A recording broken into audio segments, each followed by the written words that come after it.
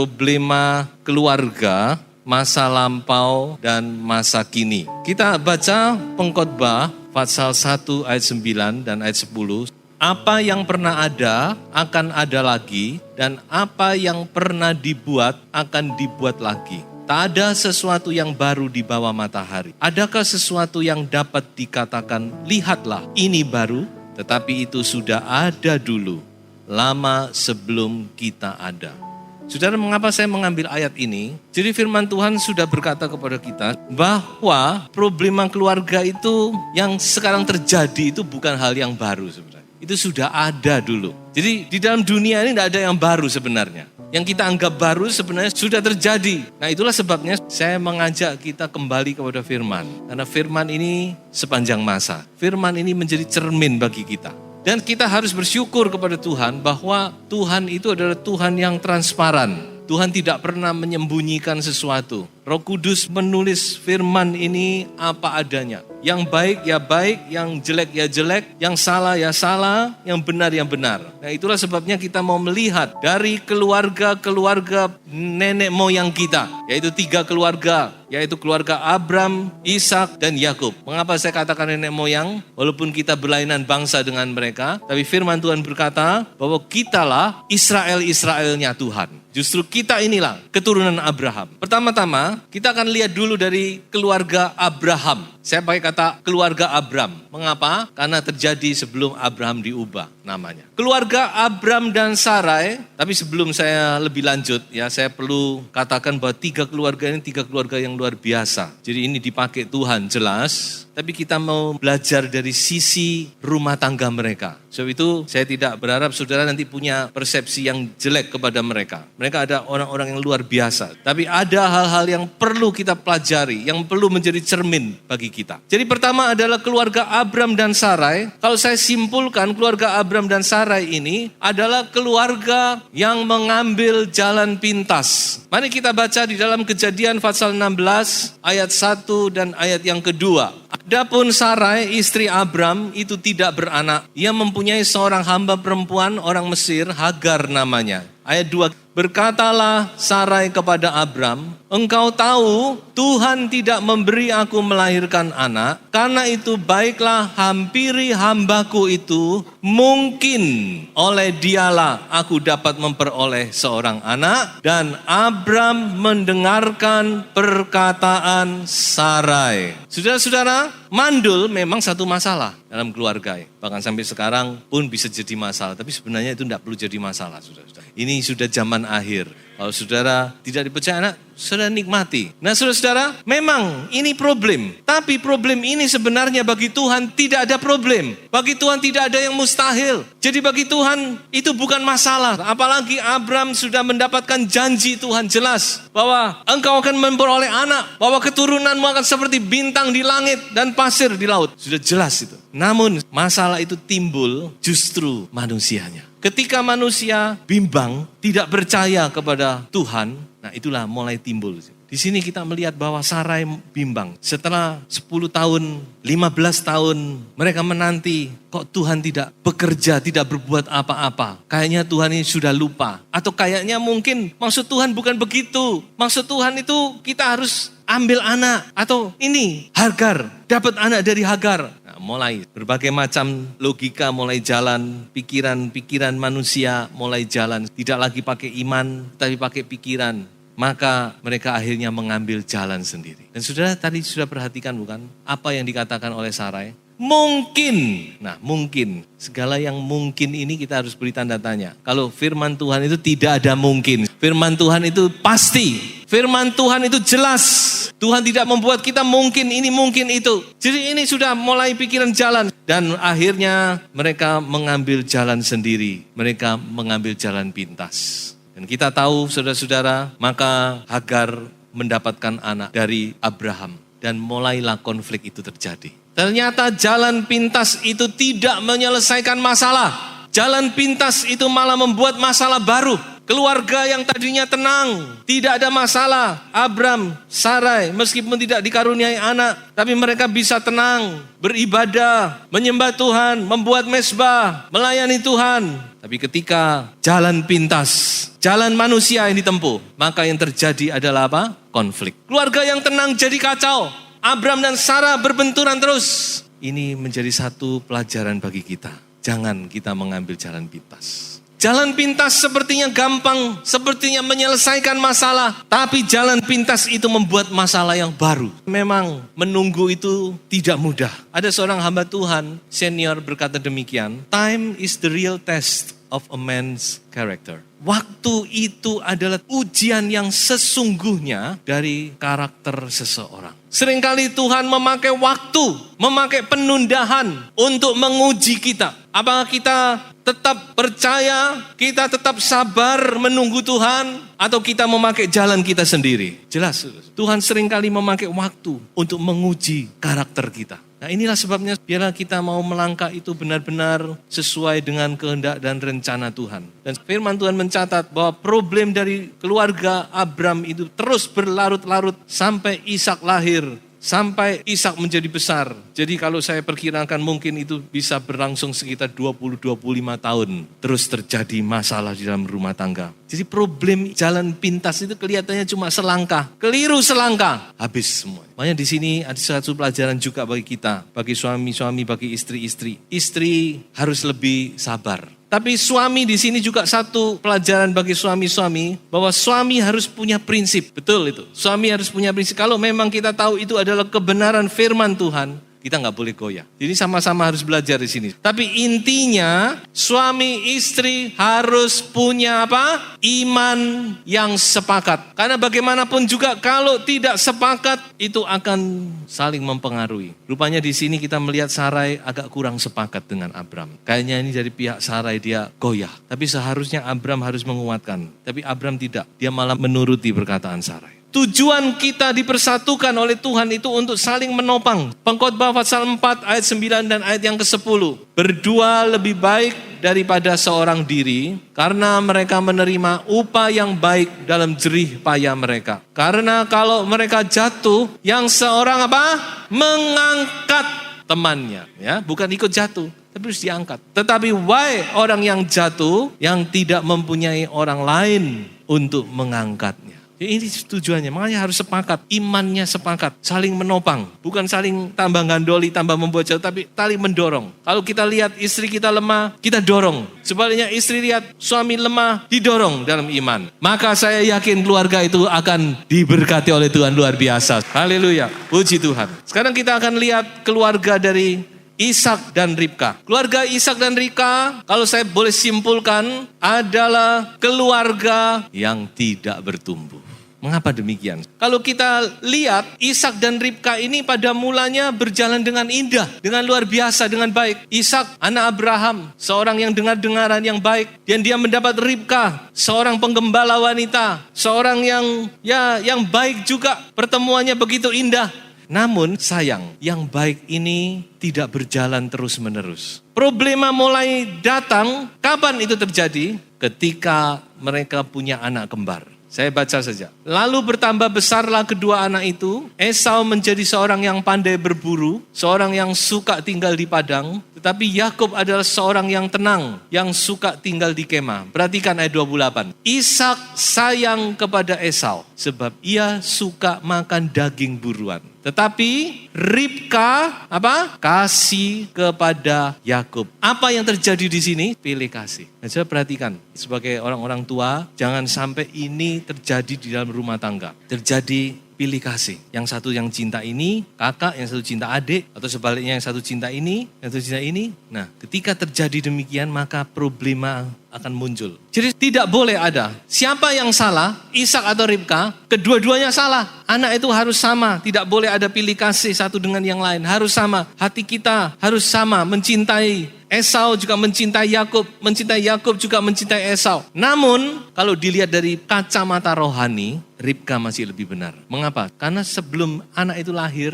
Tuhan sudah jelas ngomong, yang tua akan menjadi hamba dari yang muda. Jadi jelas, Tuhan sudah ngomong itu. Namun kita lihat karena Ishak suka makan daging, maka dia lebih cinta kepada Esau. Karena Esau tiap kali pulang bawa rusa, bawa babi hutan, pokok bawa daging, selalu bawa. Wah, Ishak senang. Wah, apalagi dimasakkan. Jadi di sini kita lihat Ishak ini sudah mulai insting rohaninya udah mulai kabur. Firman Tuhan berkata bahwa Ishak matanya mulai kabur. Tapi saya yakin bukan cuma bicara masalah jasmani, tapi masalah rohani juga. Dia mulai kabur. Dia sudah tidak bisa lagi membedakan mana yang benar, mana yang lebih rohani nanti, mana yang harus diberkati. Dia sudah gak bisa membedakan. Dan puncaknya itu terjadi di Kejadian 27. Kita tahu semua, Ribka mengajari Yakub untuk menipu ayahnya supaya Yakub mendapatkan berkat kesulungan. Dan itu berhasil. Tetapi saudara, dampaknya sangat besar. Apa yang terjadi selanjutnya tidak bisa diperkirakan. Kita tahu sejak saat itu maka keluarga itu terpecah. Yakub harus mengungsi, melarikan diri dari Esau. Yang diperkirakan cuma berapa hari ternyata menjadi 20 tahun lebih. Begitu pergi Yakub 20 tahun, saudara. Ribka tidak lagi pernah ketemu dengan anak yang dikasihinya. Putus. Ribka seumur hidup tidak ketemu lagi dengan Yakub. Keluarga ini pecah, saudara. Ini satu pelajaran bagi kita. Dalam cerita ini ada beberapa hal yang sangat penting. Yang pertama, perhatikan ini. Kelemahan orang tua yang tidak ditaklukkan itu dapat diwariskan kepada anak cucu. Esau mewarisi daging dari ayahnya. Makanya Esau bertumbuh jadi orang yang kedagingan. Ya gimana? Ayahnya suka makan daging. Saya perhatikan perkataan ayahnya suka makan daging. Ini bukan cuma sekedar itu. Kalau firman Tuhan berkata itu ada tersembunyi arti yang lebih dalam dari itu. Ishak suka daging. Dia tidak taklukkan. Paling tidak nafsu kedagingannya, nafsu makannya itu. Dan kita lihat Esau jatuh karena nafsu makan, bukan? Semangkok kacang merah dia jual hak kesulungan karena makanan. Lalu bagaimana dengan Yakub? Yakub mewarisi sifat penipu dari Ribka. Rupanya Ribka ini punya satu kelemahan yang tidak dia sadari, yaitu pinter nipu. Dari mana kita tahu? Laban, kakaknya. Ya, kita tahu bahwa Yakub disuruh ngungsi ke Laban. Kamu lari ke kakakku Laban, ke ommu Laban, ngungsi di situ. Dia nggak tahu bahwa Laban ini adalah penipu ulung. Yakub itu sudah hebat, Laban lebih hebat lagi, lebih lihai. Yakub ditipu habis-habisan di sana. Dikatakan 10 kali aku ditipu. Jadi kalau kita lihat Laban menipu, Ribka juga ngajari Yakub menipu, rupanya ada sifat menipu yang tidak pernah dibereskan oleh Ribka. Dan itu tidak sadar diwariskan kepada Yakub. Dan Yakub mewariskan kepada anak-anaknya. Yakub ditipu habis-habisan oleh anak-anaknya. Dibilang kalau Yusuf mati dimakan binatang. Tapi Tuhan memang Tuhan baik. Tuhan dengan caranya yang luar biasa dia bentuk Yakub. Dan Yakub memang untuk menghilangkan karakter ini dia bergumul habis-habisan. Seumur hidup dia mengalami banyak penderitaan. Sampai dia bisa sungguh-sungguh terlepas. Jadi bisa terlepas ikatan itu. Kalau kita mau sudah bergumul dengan Tuhan. Yakub bergumul semalam suntuk. Itu adalah titik balik. Yakub bergumul di tepi sungai Yabok. Dia bergumul dengan Allah. Dari situ dia diubah. Dari Yakub karakter penipu menjadi Israel. Pangerannya Allah. Haleluya. Ini satu pelajaran bagi kita. Mari kita sebagai orang tua kita minta kepada Tuhan. Kadang-kadang emang kita tidak sadar. Ada hal-hal yang tidak sadar. Kita minta Tuhan cabut sampai ke akar-akarnya. Supaya itu tidak terus-menerus turun kepada anak cucu. Dan yang kedua tadi, pernikahan harus bertumbuh. Tidak boleh stagnan. Tidak boleh mandek. Rupanya Ishak dan Ribka, mereka tidak lagi bertumbuh. Memang kalau kita lihat pada awal-awalnya begitu indah. Tapi pada akhirnya kita tidak melihat sesuatu yang khusus. Lain dengan Abram. Kemana-mana dia mendirikan mezbah. Dia memanggil nama Tuhan. Mereka tidak bertumbuh, mandek. Dalam kehidupan kita di dunia ini semua kan bertumbuh. Saudara ingat bahwa pernikahan ini juga harus bertumbuh loh. Pernikahan ini gak boleh mandek. Banyak orang percaya, dia lupa. Ya bahkan banyak orang-orang anak muda kalau sudah masuk pernikahan sudah pikirnya itu sudah tujuan, udah goal. Udah menikah, udah beres, sudah goal, sudah tercapai. Sudah punya anak ya sudah mandek di situ. Tidak, Tuhan menghendaki kehidupan pernikahan ini juga terus bertumbuh. Dalam dunia ini kita harus terus bertumbuh. Kalau pernikahan ini mandek, yang terjadi itu tadi. Ada problema-problema yang terjadi. Matius 7 ayat 24 dikatakan bahwa kita harus bertumbuh di dalam ketaatan. Mendengar dan melakukan seperti orang mendirikan rumah. Rumah tangga ini adalah rumah yang harus kita bangun. Dan itu harus dibangun di dalam ketaatan kepada firman. Suami istri masing-masing membangun diri di dalam ketaatan. Nanti kita akan ke sana. Tapi sekarang sampai di sini dulu. Pernikahan harus bertumbuh. Pernikahan Ishak dan Ribka tidak bertumbuh. Pernikahan yang stagnan, yang mandek. Ishak tidak bertumbuh, Ribka pun tidak bertumbuh. Padahal Ribka ini seorang penggembala wanita yang hebat. Kalau saudara baca ceritanya waktu dia dicari oleh Eliezer di Kejadian pasal berapa itu. Bagaimana Eliezer menemukan Ribka itu. Kejadian 24, luar biasa. Tapi sayang, mandek, stagnan, puas. Cukup sampai di sini. Sudah cukup bisa mendidik anak, membesarkan anak. Mandek di sini. Ya sudah, mandek segalanya. Saudara, ayo bertumbuh di dalam Tuhan. Untuk apa Anda berkeluarga? Untuk kemuliaan Tuhan. Amin. Jangan mandek, jangan puas. Oh sudah, anakku sudah besar. Udah bisa nyekolahkan anak. Tidak. Tuhan punya rencana yang lebih indah. Dan kita harus terus bertumbuh di dalam rencana Tuhan itu. Yang ketiga, keluarga Yakub. Mengapa saya tidak ikutkan sama nama istrinya? Karena saya bingung mau istri yang mana. Ini mau istri yang mana dicantumkan ini. Keluarga Yakub adalah keluarga yang apa? Kacau balau. Mengapa? Mengapa keluarga yang kacau balau? Apa penyebabnya saudara? Poligami. Dan anehnya orang Kristen pun tidak mengerti. Pernah saya mengkonseling seorang suami. Dia ngotot, kenapa saya tidak boleh punya istri 2? Bukankah di Alkitab Daud istrinya banyak, apalagi Salomo 1000. Apa enggak bingung punya istri 1000?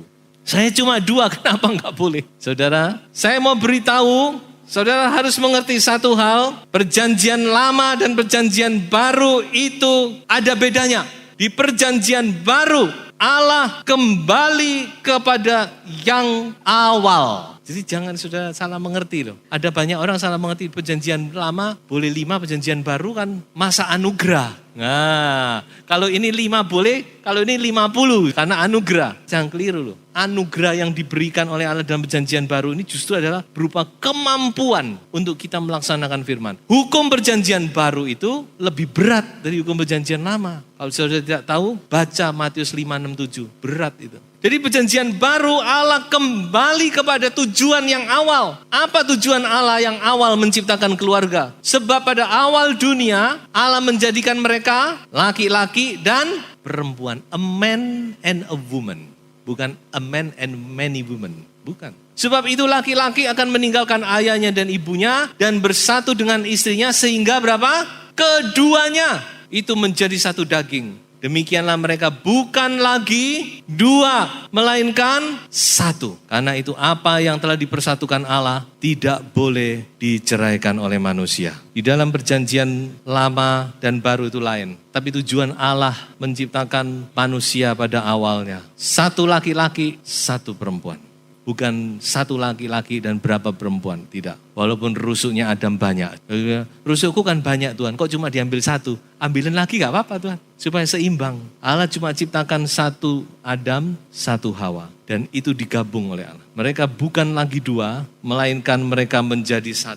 Saya mau beritahu saudara. Apa yang terjadi dengan perceraian? Banyak orang mengambil jalan pintas. Maka yang terjadi bukan kebahagiaan. Tidak ada yang perlu dikagumi. Yakub tidak bahagia. Bagaimana kita tahu? Yakub pernah berkata apa? Di dalam Kejadian 47 ayat 9. Ketika dia ditanya oleh Firaun, Bapak Yakub, bagaimana nasihat Anda? Bagaimana yang Anda alami? Yakub berkata apa? Tahun-tahun hidupku cuma sedikit dan buruk adanya. Jadi saudara tidak ada kebahagiaan. Yakub dia tidak pernah bahagia. Walaupun istrinya 4, tapi dia tidak bahagia. Bahkan saya katakan bahwa Yakub dia mengalami, boleh dibilang dia dalam keluarga dia sudah tidak punya harga diri lagi. Sudah bisa baca. Satu kali dia pulang dia dipanggil sama Lea. Kop, sini. Malam ini kamu milikku. Karena kamu sudah kusewa. Ada suami-suami yang disewa sama istri. Nanti besok kamu ke sana. Jadi saudara Yakub seorang kepala keluarga, dia tidak punya wibawa, tidak punya harga diri sebagai seorang suami. Sebab itu mari kita kembali kepada firman Tuhan. Apa yang firman Tuhan katakan? Bahwa Tuhan menciptakan dari awal adalah seorang pria dan seorang wanita. Satu Adam, satu Hawa. A man and a woman. Tidak pernah seorang suami dan beberapa istri tidak punya. Tidak pernah. Mau bahagia, ikuti perintah Tuhan. Coba, apa perintah Tuhan itu? Yang pertama, nikmatilah hidup dengan istri yang kau kasihi seumur hidupmu yang sia-sia, yang dikaruniakan Tuhan kepadamu di bawah matahari, karena itulah bagianmu dalam hidup dan dalam usaha yang engkau lakukan dengan jerih payah di bawah matahari. Nikmati. Baca lagi. Diberkatilah kiranya sendangmu, bersukacitalah dengan istri masa mudamu. Saudara, Tuhan sudah menyediakan kebahagiaan dalam rumah tangga. Kalau kita tahu kuncinya, itu sudah cukup. Dalam ayat lain dikatakan, as the days of heaven upon the earth. Kalau keluarga itu penuh kebahagiaan, itu seperti surga di muka bumi. Ya, sudah tidak perlu cari kemana-mana. Tapi itu sudah Tuhan siapkan dalam kehidupan rumah tangga itu sudah. Itu the days of heaven. Hari-harimu di surga itu upon the earth is in the family. Di dalam keluarga. Saudara itu saudara mari. Ya kita kembali kepada firman. Apa yang firman katakan? Bahwa kunci kebahagiaan dalam pernikahan itu apa? Keluarga harus bertumbuh. Suami istri harus bertumbuh. Banyak orang percaya keluarganya tidak bertumbuh, mandek. Dan bertumbuh di sini adalah bertumbuh dengan fokus kepada Kristus.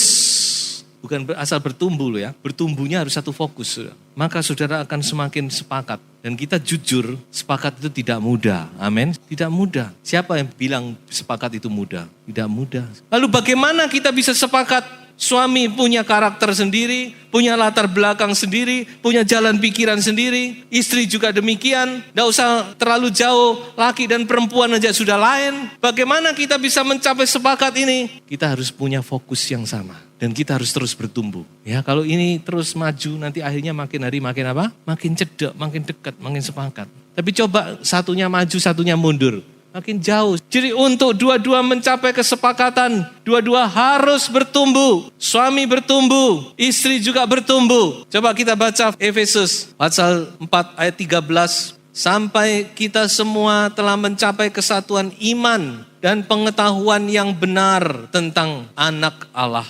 Kedewasaan penuh. Kalau kita tidak bertumbuh, kita tidak bisa dewasa. Anak harus bertumbuh supaya menjadi dewasa. Dan tingkat pertumbuhan yang sesuai dengan kepenuhan Kristus. Sehingga kita bukan lagi anak-anak yang diombang-ambingkan oleh rupa-rupa angin pengajaran, oleh permainan palsu manusia dalam kelicikan mereka yang menyesatkan. Tetapi dengan teguh berpegang kepada kebenaran di dalam kasih kita bertumbuh di dalam segala hal ke arah Dia, Kristus yang adalah kepala. Bertumbuhlah saudara-saudara. Jangan mandek. Saudara tidak perlu lihat suami saudara. Saudara tidak perlu lihat istri saudara. Yang penting saudara sendiri bertumbuh. Ayo bertumbuh dalam Tuhan. Bertumbuh ke arah Kristus. Kalau saudara mau keluarga saudara makin indah, makin harmonis, tidak ada jalan lain. Kalau saudara mandek, tidak akan ketemu. Saudara harus bertumbuh. Dua-dua bertumbuh. Tidak usah lihat kiri kanan. Anda pribadi bertumbuh ke arah Kristus. Dalam segala hal. Dalam kasih, dalam pengertian, dalam iman, dalam pengharapan, dalam karakter, dalam segala sesuatu bertumbuh ke arah Kristus. Makin hari akan makin indah. Dan terakhir kita baca, keluarga yang berbahagia adalah keluarga yang berpusat kepada Kristus. Kebahagiaan dalam keluarga itu bukan pada manusia. Salah kalau saudara mau cari kebahagiaan itu dari pasangan saudara. Juga bukan pada anak-anak. Kalau saudara menyandarkan kebahagiaan pada anak-anak pun sudah akan kecewa. Apalagi kepada cucu-cucu. Jadi kebahagiaan keluarga itu pusatnya pada Kristus. Ketika kita berpusat kepada Kristus, maka kita akan memperoleh kebahagiaan dalam rumah tangga kita. Tuhan memberkati kita semua.